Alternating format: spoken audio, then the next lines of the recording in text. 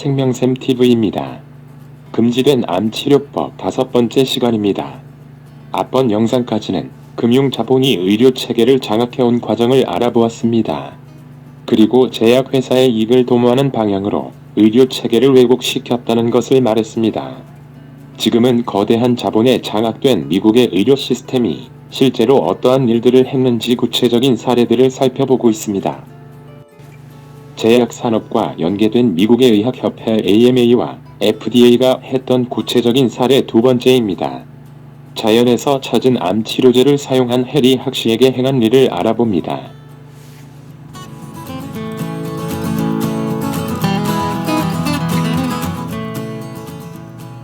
르네의 이야기와 아주 비슷한 해리 학시의 이야기가 있습니다. 학시는 텍사스의 사업가였습니다. 그는 아버지로부터 암에 특효가 있는 약초 제조법을 물려받았습니다. 그런데 학시는 르네와 달리 매우 부유했습니다. 그리고 그는 아무도 두려워하지 않았습니다. 타고난 투사였습니다. 이것이 미국 역사상 있었던 미국 시민과 의료당국 사이에 가장 길고 지독한 싸움이 생긴 하나의 배경입니다. 문제는 좋은 소식인 것 같은 것에서 비롯되었습니다. 우리는 수천 명의 병력과 의료 기록들, 병리학적 증거와 엑스레이 사진 연구물을 파일로 가지고 있습니다. 우리는 분명히 천의암과 피부암 모두 치료합니다. 나는 환자들의 이름과 시간, 날짜, 의사 이름, 병원 이름들을 다 줄 수 있습니다. 의사들은 학시에게 세기의 최악의 암 돌팔이라는 꼬리표를 달았습니다. 하지만 학시의 후원자들은 그를 의료계에서 핍박받는 유능한 치유자라고 부릅니다. 하지만 아직까지 그들은 이 치료법이 암을 고치지 못한다고 증명해 보인 적이 없습니다. 8학년까지 교육받은 이전에 광부였던 사람이 금세기의 전설의 인물이 되었습니다. 학시가 전하는 말에 의하면 그 치료법은 그의 증조 할아버지가 아픈 말을 실험해 보면서 발견하였습니다. 이야기를 보면 해리 학시의 증조 할아버지 존 학시는 수의사였는데 소중한 그의 말이 암에 걸렸습니다. 그는 말이 죽도록 풀밭에 내놓았습니다. 하지만 3주 후에 종양이 없어지고 정상이 되었습니다. 그는 그 말이 평소에 먹지 않는 특이한 풀을 먹는 것을 관찰했습니다. 1년 안에 그 말은 건강해졌습니다. 그래서 존 학시는 그 약초들을 동물에 실험하기 시작했습니다. 유명한 민간요법도 첨가해 보았습니다. 그는 성공했고 그 제조법들을 가족들에게 물려주었습니다. 결국은 사람들에게 사용하게 되었습니다. 해리 학시는 그의 아버지가 처음으로 그 약들을 사람에게 시도했다고 합니다. 그는 임종시 어린 해리에게 그 제조법들을 주면서 사람들이 돈을 낼 수 있든 없든 그들을 치료하도록 유언했습니다. 예언적으로 그는 아들에게 의료계의 높은 자들이 시기하여 싸우게 될 것을 경고했습니다. 그 일은 오래지 않아 일어났습니다. 학시는 1924년 일리노이의 첫 클리닉을 시작합니다. 그러자 즉시 의료 조직의 분노를 샀습니다. 의료 역사상 그보다 더 많이 체포된 사람은 없었습니다. 그러나 1950년대까지 텍사스 달라스에 있는 학시 클리닉은 세계에서 가장 큰 개인 소유의 암센터였습니다. 학시 클리닉은 17개 주에 퍼졌습니다. 상원의원들, 판사들, 심지어 의사들조차 그 치료법을 지지했습니다. 2개의 연방법원이 그 치료법의 가치를 옹호했습니다. 치료가 쓸모없는 것이었다면 어떻게 그렇게 많은 지지를 받았겠습니까? 암을 치료한다고 주장하면 평가를 받게 된다. 의료계가 학시에게 등을 돌리는 동안 많은 사람들이 개인적인 조사를 했습니다. 이러한 경험들이 학시의 대한회의론자들을 믿는 자들로 바꾸었습니다. 이러한 일이 반복적으로 발생했습니다. 그들 중에 에스콰이어 잡지 작가인 제임스 웨이크필드 버크가 있었습니다. 그는 1939년에 학시 이야기를 다루기 시작했습니다.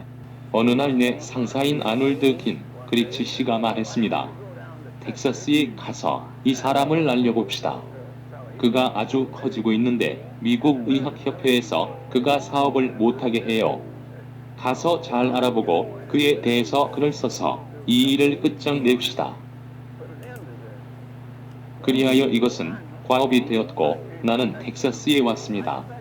나는 하루쯤 머물며 정보를 얻고 떠날 것으로 생각했습니다. 그러나 나는 매료되었고 6주 동안을 머물렀습니다. 해리는 매일 나를 픽업해서 나를 클리닉으로 데리고 갔습니다. 우리가 아침에 가면 그는 이 나이 많은 분들을 발로 감싸고 말을 합니다. 아버님, 의사들이 아버님을 속상하게 해왔죠. 내가 그 나쁜 자식들이 아버님을 죽이게 놔두지 않을 겁니다. 아버님은 사실 겁니다. 그리고는 그들을 치료하는데 내가 치료하는 것을 주위에서 보니 그들이 나아지고 건강해지기 시작했습니다.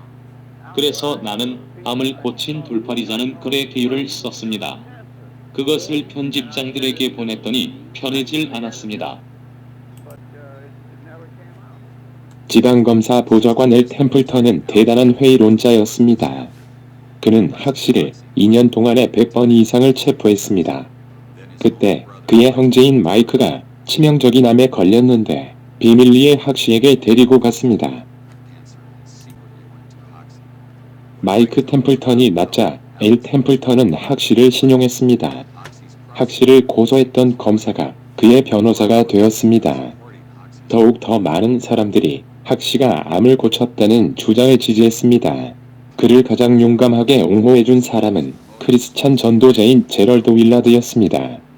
그의 라디오 방송은 학시의 불어나는 성공에 대한 선풍적인 보고를 수백만의 청취자들에게 전달했습니다. 내가 아주 중요한 내용이라고 여기는 것을 읽어 드림으로써 이 방송을 시작할까 합니다. W.L. 팟슨 판사는 학시 치료법이 암을 고친다는 것이 밝혀진 법정의 12판사 중 두 번째 판사입니다. 10명의 의사들이 그가 암을 고친 수과 수천에 이른다는 것을 알았습니다. 이전에 미국 상원 의원이었던 토마스는 암을 고친 많은 사례를 조사했습니다. 나는 스스로 조사를 했고 암이 학시 방법으로 정말 고쳐진다는 것에 만족했습니다. 이 겸손한 리포터는 말씀드립니다. 하나님이여 이 돌팔이를 축복하소서. 오늘날 암을 고치고 있는 유일한 돌팔이를 축복하소서. 그러나 새로운 암치료법이 인정되기 위해서는 개인적인 조사 이상의 것을 필요로 했습니다. 학시는 AMA 미국 의학협회가 그를 조사하기를 요청했다고 합니다. 여러분께 말하는데 내가 원하는 것은 오직 그들이 여기 와서 보는 것입니다. 미국 의학협회, 미국 식약청, 연방정부 누구든지 와서 조사하세요. 우리 치료법이 라디오 엑스레이와 수술보다 월등한 것에 대한 어떠한 의문이라도 내가 증명해내지 못하면 나는 영원히 이 기관의 운영을 멈추겠습니다. 그러나 의료계는 그의 부름에 응하지 않았습니다. 의사들이 주장하기는 그들이 이미 의과 교육을 통해 학시의 치료법이 전혀 효과가 없다는 것과 그가 고친 것이 아니라는 것을 안다고 합니다. 그들은 그들의 방식에 갇혀있고 그들의 믿음은 확고부동하죠. 학시에 의하면 의료계가 조사하지 않는 더 사악한 이유가 있습니다. 학시는 미국 의학협회 의사들이 치료법을 입증하도록 그를 초청했다고 합니다.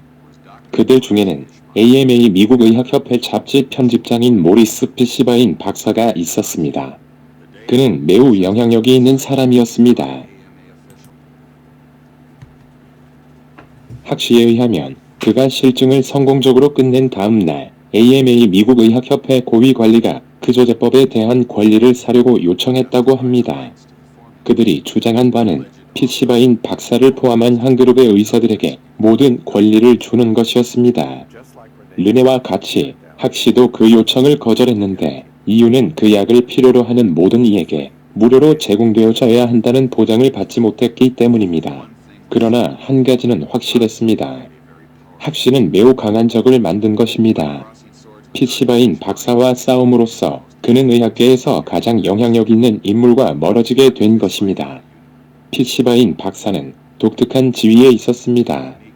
잡지 편집장으로서 그는 AMA 미국 의학협회 밑에 기관을 만들어내고 주된 수입을 관리했습니다. 그는 또한 의술에 공인된 기준을 만들었습니다.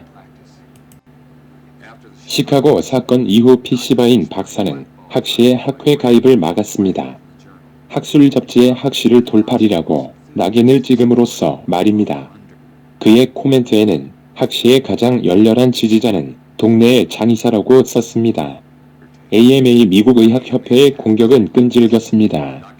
피시바인과 학시는 그 후 25년 동안 서로 싸우게 되어 전국가적 차원의 드라마에 나오기에 이르렀습니다. 그러나 과학적인 수단을 통해 분쟁을 해결하기보다는 언론을 통해 분쟁을 야기시켰습니다. 시카고에 있는 의학협회 사령부에서 모리스 피시바인 박사가 돌파리를 대항하여 바짝 경계하고 있습니다. 암을 확실히 고치는 혈청, 약, 약물 조합은 우리가 아는 한 없습니다. 학시가 국립암연구소 NCI에 조사해달라고 갔을 때 그들은 거절했습니다. NCI는 그의 의료 기록들이 불완전하다고 했습니다. 학시는 의사들이 피시바인 박사의 영향으로 인해 필요한 기록들을 제공해주기를 거절했다고 합니다. 정부는 조사하는 것이 공적 자금의 낭비라고 결론 지었습니다. 학시는 텍사스의 사업이 잘 되어서 검사를 위한 돈을 스스로 지불하겠다고 했습니다. 그의 도전은 피시바인 박사로 하여금 대중의 압력을 받게 했고 그 박사는 공적인 영역에서 열심히 싸웠습니다. 그러나 그가 허스트 선데이 신문에 블러드머니 피 묻은 돈을 썼을 때에 도를 넘어버렸습니다. 학시는 피시바인 박사와 허스튼 신문사를 명예훼손죄로 고소했습니다. 그는 가능성이 없어 보였습니다. 국내 최악의 돌파리가 미국 의료계의 명사를 직면하게 된 것입니다. 그러나 놀랍게도 해리 학시는 피시바인 박사와 AMA 미국 의학협회를 상대로 소송에 이긴 첫사람이 되었습니다. 피시바인 박사는 AMA 미국 의학협회 지위에서 사임해야 했습니다. 그러나 학시와 피시바인 재판에서는 더욱 충격적인 폭로가 있었습니다. 피시바인 박사가 주장했던 바 악랄한 학시의 약이 실제로 피부암을 낫게 했다는 것을 법정에서 인정을 했습니다. 가장 위험한 피부암은 멜라노마 흑색종입니다. 그것은 몸에 급속히 퍼질 수 있습니다. 의사들은 가장 극단적인 수술을 권합니다. 그럼에도 멜라노마는 자주 치명적입니다. 우리 환자들 기록과 파일에는 멜라노마를 깨끗이 고친 증명된 케이스가 더 많습니다. 그 환자들과 얘기할 수도 있습니다. 이 병원과 세계의 어떤 병원에서건 고쳐진 환자들 중에서 우리의 기록이 더 많다는 말입니다. 우리가 그것을 뒷받침할 사실들을 가지고 있는 계략적인 진술입니다. 학시는 그의 목소리를 의료계에서 들을 수 있도록 자신의 영화를 만들기까지 했습니다. 의료계 사람에게 혁신이 일어나려면 그 많은 시간과 돈을 재판 소송과 혹평과 인신공격에 쏟는 대신 그들이 클리닉에 직접 와서 조사도 하고 방법도 확인하고 환자들과 얘기도 해보고 해야 합니다. 그러면 왜 우리 치료법이 효과적이며 대부분의 경우 그들이 암 해결책으로 제공해온 어떤 방법보다도 훨씬 성공적인 것을 이해할 것입니다. 그러나 초청에 응하는 대신 의료계는 전쟁을 부추겼습니다. 밀드리드 넬슨은 학시 클리닉을 개원할 때부터 총괄 업무를 맡았습니다. 학시는 범죄적으로 잘못한 것이 없나 보려고 조사받은 것 이외에는 조사받은 일이 없습니다. 식품의약국 사람들은 언제나 학시의 환자들을 괴롭히기로 유명했습니다. 환자들의 집에 가서 그들에게 배달된 약을 가져가고 그들과 말하고 그들이 잘못하고 있다고 합니다. 그러나 정부가 학시를 법정에서 막지 못하자 FDA 식품의약국은 전례 없는 행동을 취하기로 결단합니다. 암으로 고통받는 저들, 그 가족들, 의사들 및 암 환자에 관련된 모든 이들에게 조언과 경고를 줍니다.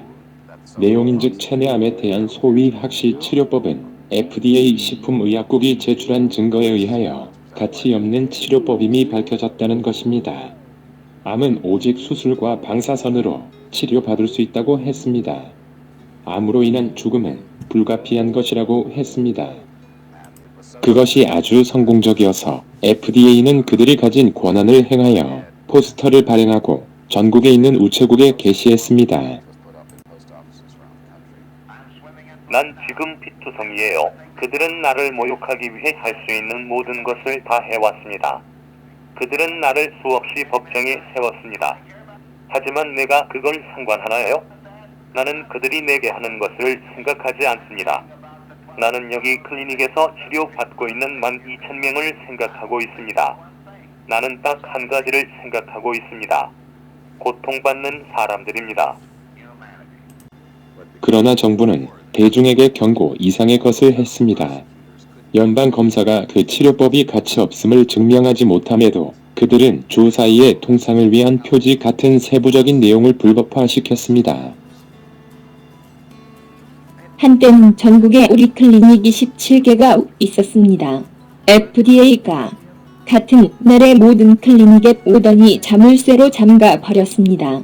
해리가 주마다 법정에 서서 싸울 돈이 없었죠.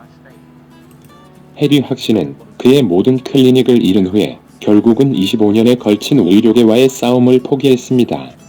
그는 멕시코에 새 클리닉을 열고 밀드리드 넬슨을 책임자로 세웠습니다. 그 후 텍사스로 돌아와서 1974년에 세상을 떠났습니다. 멕시코 병원은 수년 동안 수천 명의 환자를 고쳤습니다. 밀드리드 넬슨이 세상을 떠난 후에는 다른 의사들 밑에서 지금도 운영 중입니다. 그러나 학시 치료법은 미국 환자들에게는 허락되지 않았습니다. 심지어 미국 내로는 합법적으로 운송될 수도 없었습니다. 학시 치료법을 사용하고 싶은 사람은 매번 멕시코로 여행을 해야 했습니다. 개인적인 용도에 필요한 만큼만 가지고 돌아올 수 있게 되었습니다.